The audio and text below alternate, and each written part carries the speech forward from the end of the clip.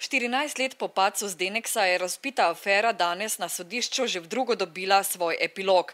Nekdanja lastnika zdaj že propadlega finančnega inženiringa zakonca Manica in Marjan Čare, obtožena zlorabe položaja in pravic ter protipravne pridobitve premoženjske koristi, sta bila spoznana za kriva. Pričakovala sem tak izrek sodbe zaradi tega, ker vem, da ni pravna država, ker vem, da sodišče v končni fazi ni toliko krivo. Imela je idealnega zagovornika, to lahko rečem. Še enkrat ponavljam, naj se ona malo vpraša po svoji vesti.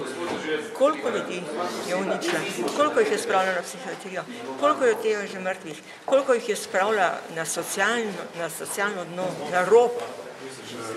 Zadnje prihranke so ljudje našli noter s takimi malimi pokojninami in vse to so izgubili zaradi nje. In ona bo sedela 5 ali 6 let in s to jih bojo še odšteli tisti pripor. Tožilstvo je v bistvu zadovoljno.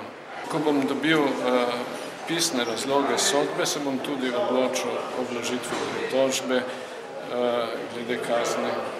Dokončen uspeh bo, ko bo tu končna odločitev. Jaz sem prepričan, da v tej zadevi je končna odločitev lahko samo prostilna sodba. Jaz sem prepričan, da je šlo za napako v obtožnici, se pravi, da bi zadeva morala pač že iz formalnih razlogov in pričakujem, da bo tudi višje sodišče zelo hitro odločilo.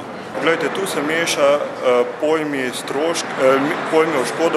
oškodovancev, meša se pojmi premoženjska korist.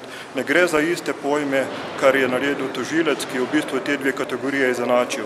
Mi lahko govorimo, da je bil kdo v tej zadevi oškodovan, nikakor pa niso bili pridobljene premoženjske koristi, tako kot to zatrjuje tožilec. Tožilec je pač ta dva pojma izenačil, zdaj pa na strani sodišča, da bo presojalo ali mi prav ali ne.